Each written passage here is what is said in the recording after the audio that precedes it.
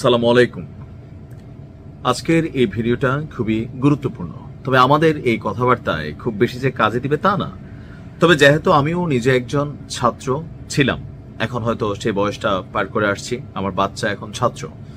তা আমরা যারা ছাত্ররা আছি, সেই প্রাইমারি স্কুলে যে শিক্ষকরা আমাদেরকে পড়িয়েছেন তাদের প্রতি শ্রদ্ধা জ্ঞাপন করে আজকের ভিডিওটা সবাই শেয়ার করবেন, যদি একদিনের জন্য হলেও স্কুলে গিয়ে থাকেন। একটা ভিডিও ফুটেজ গতকালকে খুবই ভাইরাল ছিল, আজকে আমি জাস্ট একটু আপনাদেরকে দেখাইছি। এখন এই কাজটা যেটা করছে সেটা হচ্ছে আমাদের একজন পুলিশ ভাই, ওনার হাতের লাঠিটা দিয়া এমন ভাবেই পিটাচ্ছিলেন, সামনে যারে পাচ্ছেন তারে মনে হচ্ছিল যে এরা কোনো অপরাধী, এরা কোনো সন্ত্রাসী। এখন কেন আসলে পিটাচ্ছিলেন? আপনারা সকলে জানেন যে প্রাথমিক শিক্ষকদের একটা আন্দোলন চলছে। এখন এখানে হয় কি, যে ধরেন সরকার বনাম কর্মচারী, তাদের মধ্যে ঝামেলাটার মিডলম্যানে এসে দাঁড়া হইতে হয় পুলিশকে। এটাও তাদের ডিউটির প্রয়োজনে, শান্তি শৃঙ্খলা রক্ষার প্রয়োজনে। তবে আপনি প্রয়োজনে আইন ব্যবহার করবেন, আপনি প্রয়োজনে কি বলা হয়েছে, যে কোনো অস্থিতিশীল পরিস্থিতিকে শান্ত করার চেষ্টা করবেন, কিন্তু হাতের লাঠিটা এই পুলিশ কনস্টেবল আপনি যেভাবে ঘুরাইছেন ভাই, আপনার এই পিটা দেখা সারা বাংলাদেশের শিক্ষকরা একটা সিদ্ধান্ত নিচ্ছে, আপনি শুনছেন তো? তা আপনাদের সবার পরিবারের জন্য তো এটা খারাপ হবে। সারা বাংলাদেশের পুলিশদের কোন সন্তানকে প্রাইমারি স্কুলের শিক্ষকরা পড়াবে না। এখন কেন পড়াবে না? এই মাইরের ভিডিও দেখা, বা যারা ওইখানে মাইর খাইছেন, আজকে যা ঘটছে। এখন আসলে ঘটনাটা কি, কেন এইভাবে মাইর, আসুন দেখি। প্রাথমিকের যারা শিক্ষকরা আছেন, আজকে তারা ঢাকাতে একটা প্রোগ্রাম করতে গিয়েছিলেন, সেটা হচ্ছে যে 13 থেকে আপনার 10ম গ্রেডে আসার জন্য, মানে তাদের সুযোগ সুবিধা বিভিন্ন বিষয় নিয়ে তারা 13 থেকে 10ম গ্রেডে আসতে চায়, সুযোগ সুবিধা। এখন 10ম গ্রেডে শুধুমাত্র একটা প্রাইমারি স্কুলে যিনি প্রধান শিক্ষক থাকেন তিনি পান, বাকিরা কিন্তু পান না। তো বাকিরা যেহেতু পান না, তারা একটা আন্দোলন করতেছে, সে আন্দোলনে সারা দেশের মানুষ আসছে। এইটা বাস্তবায়ন করবে মন্ত্রণালয়, সরকার, ডক্টর ইউনূসের সরকার এসে অনেক কিছু করে ফেলবে, যারা চিন্তা করছিলাম আমরা।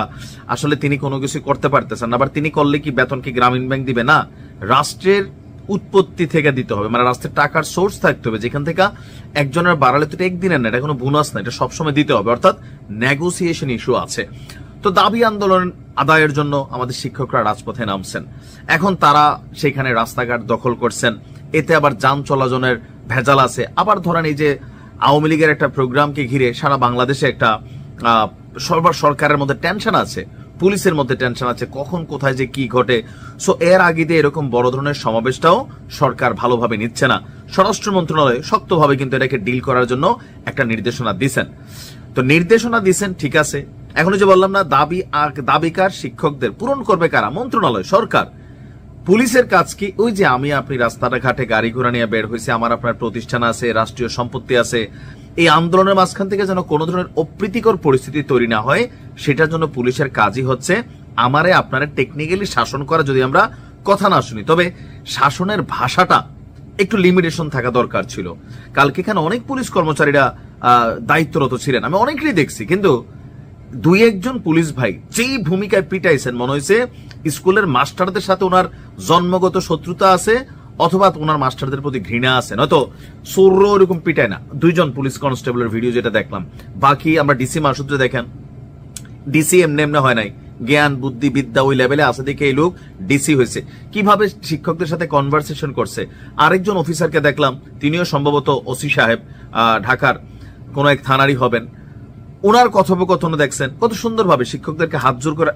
এটা হচ্ছে শিক্ষা। কিন্তু ওই যে কনস্টেবল, আপনি ভাই লাঠি একটা পাইলেন, কোন জন্মের নাকি না, আসলে কোন দল করে তাও জানি না, মানে ওনার অ্যাপ্রোচটার কারণে শিক্ষকরা বিগড়াই গেছে।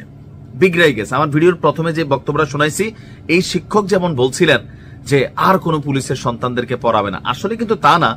তবে এই মারামারির দৃশ্যের কারণে বা মাইরের ঘটনায় আপনার সেখানে টিয়ার শেল নিক্ষেপ করা হয়েছে, সাউন্ড গ্রেনেড নিক্ষেপ করা হয়েছে। তো এখানে আসলে দোষ কার দিবেন?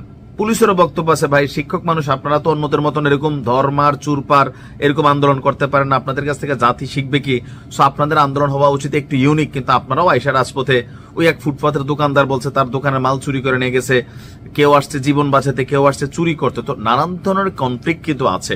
তা আমার মনে হয় আমাদের প্রাইমারি শিক্ষকদের পক্ষে রাষ্ট্রের বহুত টাকা বহুত দিকে এখনো নয়ছয় হয়েছে, আগেও হয়, ভবিষ্যতে হবে। তবে শিক্ষকদের ন্যূনতম বেতনটা যেন ঠিক থাকে, যেটা এই মুহূর্তে বাংলাদেশের সমাজ ব্যবস্থায় চলতে গেলে 20-25 হাজার টাকার নিচে বেতন হইলে একটা পরিবার চলতে পারে না। ওই লেভেলের বেতনটা অন্তত দেওয়া হোক। আমি জানি না এটা কোন গ্রেডে দেওয়া হয়। আমরা শিক্ষকদের পাশে আছি, তবে আপনারাও আগামী দিনে আন্দোলন করার সময় একটু সবকিছু সুন্দরভাবে গোছালু করবেন। আর পুলিশ ভাইদেরও বলি, দেখেন আপনাদের কাজই হচ্ছে নিরাপত্তা মানে মেনটেনেন্স করা, কিন্তু তার মানে এই না যে এমন কোনো কিছু করবেন যেটাতে বাকিদের ডিস্টারবেন্স হয় বা অসম্মানিত হয়। বা আপনি একজনের জন্য সারা বাংলাদেশের এই যে শিক্ষকরা ঘোষণা দিচ্ছে কোনো পুলিশের বাচ্চা পড়াবে না, সবাই কি দোষ করছে? কালকে তো বহুত পুলিশ ভালো ব্যবহারও করছে। তাইলে শাসন করবেন ঠিক আছে, বাট কাকে করছেন, কার সাথে লাঠি তুলছেন, একটু হিসাব করে তুলবেন। ভালো থাকুন।